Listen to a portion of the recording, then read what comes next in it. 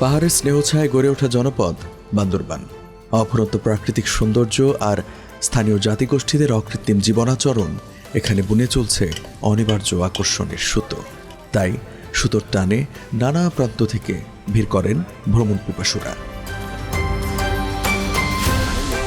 ভ্রমণে এসে ঐতিহ্যবাহী পাহাড়ি খাবারই পছন্দের তালিকায় থাকে বেশিরভাগ পর্যটকের। এমন এক জনপ্রিয় খাবার মারমাদের মুন্ডি। জেলার কালাঘাট, বালাঘাট, মধ্যমপাড়া, উজানিপাড়ায় গেলেই পাওয়া যাবে মুন্ডি হাউস। বেলা গড়ালেই এই এলাকাগুলোতে বাড়ে স্থানীয় ও পর্যটকদের আনাগোনা। স্থানীয়রা জানান, বাঁশে রান্না করা মাংস, পাতা দিয়ে মোড়ানো মাছ কিংবা জংলি শাক আর ভাত পেলেই খুশি পর্যটকরা। ভর্তার তালিকায় তাদের পছন্দের উপাদানগুলো হলো বাঁশকরোল, হাতের কোল, আলু পোস্তা, কলা ফুল, এছাড়া বাঁশকরোলের তরকারি, শুকনা মাছ, শুকনা মাংস, বুড়ো মুরগি ও শামুক ঝিনুকের ঝোল, ফার্মেন্টেড বাঁশকরোল, আলু লাল শাকের তরকারি মন ভুলায় ঘুরতে আসা মানুষদের।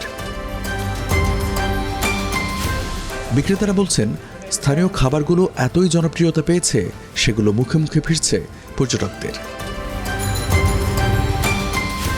জেলায় বসবাসকারী মারমা, চাকমা, ত্রিপুরা, তঞ্চঙ্গা, ব্রো সহ বিভিন্ন ক্ষুদ্র জাতিগোষ্ঠী বহন করে নিজস্ব খাদ্য পরম্পরা। তাদের রান্নায় ব্যবহৃত উপকরণ, রান্নার পদ্ধতি এবং খাওয়ার অভ্যাসগুলো আলাদা।